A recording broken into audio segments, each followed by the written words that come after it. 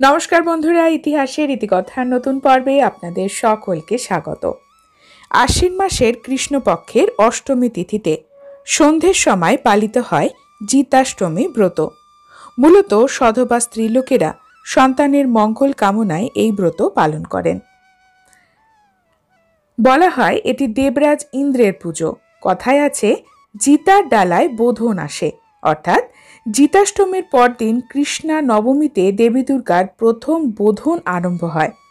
বাংলার গ্রামে গ্রামে পালিত হয় জিতাষ্টমী, বিশেষ করে পুরুলিয়া এবং বাঁকুড়ার দিকে। আবার লোকভাষায় এটি জিতা পরব, বড় ষষ্ঠী নামেও পরিচিত। অপর নাম হল জীবিত পুত্রিকা অষ্টমী। উঠোনে গর্ত করে বটগাছের ডাল, ধান, আখ প্রভৃতি গাছকে পুজো করা হয় জিমুদ বাহন রূপে। গলায় দেওয়া হয় শালুক ফুলের সুন্দর মালা। তৈরি করা হয় শেয়াল শকুনির মূর্তি। মূলত রাঢ়বঙ্গ, বিহার এবং মিথিলায় এক অসাধারণ লোক উৎসব হল জিতিয়া পূজা বা জিতাষ্টমী ব্রত। ইন্দ্র হলেন মেঘের দেবতা, আর বৃষ্টির সাথে জড়িয়ে আছে উর্বরতার সম্পর্ক। পৌরাণিক যুগে বৈদিক ইন্দ্র পূজা স্মৃতি বহন করে এই জিতাষ্টমী পুজো। এই ব্রত লোকভাষায় আরও অনেক নামে পরিচিত, যেমন জিতা। এই পুজোয় ছোলা, শশা, পেয়ারা, মাদার প্রভৃতি ফলের সাথে বট, আখ প্রভৃতি গাছেরও প্রয়োজন হয়। এগুলির সাথে কিন্তু উর্বরতার সম্পর্ক জড়িয়ে রয়েছে। জিতাষ্টমীর আগের দিনে রাত্রে হতো চোখ চাঁদা। সেদিন রাত্রে লোকের বাড়ি থেকে ফল চুরি করার রীতি। এ ছিল সমাজে স্বীকৃত চুরি। কম বয়সী ছেলেরা রাত্রে লোকের বাড়ি বা জমি থেকে কলা, নারকেল, বাতাবি লেবু, শশা প্রভৃতি ফল চুরি করার বৈধ ছাড়পত্র পেত। এই পুজোর আরও একটি বিশেষত্ব হল পুজোর ডালায় মাটির শেয়াল এবং শকুনি গড়ে রাখা হয়ে থাকে। তাদের পাঁচালিও পরা হয় কোনো কোনো জায়গায়। জিতাষ্টমী ব্রত বাংলার হিন্দু সমাজের অশাস্ত্রীয় বা মেয়েলি ব্রতগুলির অন্তর্গত একটি সধবা ব্রত। গ্রামীণ বাংলায় বাঙালি হিন্দু ঘরের মেয়েরা সন্তানের আয়ু বৃদ্ধি এবং মঙ্গল কামনাতে এই ব্রত পালন করেন। জিতাষ্টমীর পরের দিনে কৃষ্ণা নবমীতে দেবী দুর্গার প্রথম বোধন আরম্ভ হয়। একটি গর্ত করে বটগাছের ডাল, ধান গাছ, আখ, মান গাছকে একসাথে রেখে পুজো করা হয়। ছোলা ভর্তি কলসির গলায় শালুক ফুলের মালা বাঁধা হয়।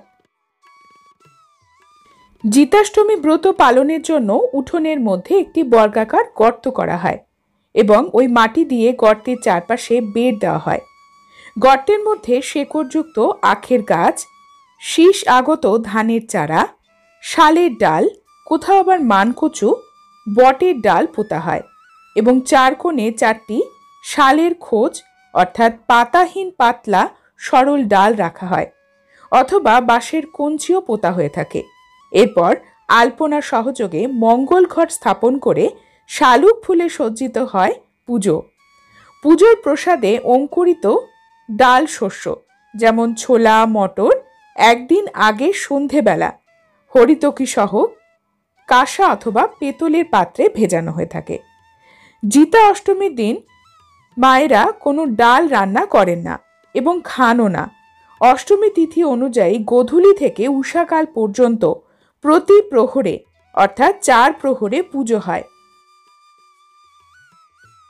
জিতাষ্টমী ব্রতের জন্য যে প্রধান উপকরণ প্রয়োজন হয় সেটি হলো ধুতি একটি, মধুপর্কের বাটি একটি, আসন আঙ্গুরিয়ক একটি, ভোজ্য একটি, নৈবেদ্য একটি, কুশ, হরিতকি, তিল, ফুল, ফুলের মালা এবং উপাস্য দেবতা জিমুদ বাহন।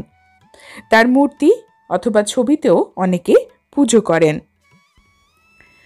পুজোর শেষে পুজোর প্রসাদ ব্রতী নিজেও খাবে এবং অন্যান্য সকলকে খাইয়ে ব্রত কথা শুনে ব্রত সম্পন্ন করবে। বন্ধুরা, আজকের পর্ব এই পর্যন্তই। পরবর্তী পর্বে নতুন একটি বিষয় নিয়ে আপনাদের সঙ্গে কথা হবে। ততক্ষণ সকলে সুস্থ থাকুন, ভালো থাকুন, আর পুরো ভিডিওটি দেখার জন্য আপনাদের অসংখ্য অসংখ্য ধন্যবাদ।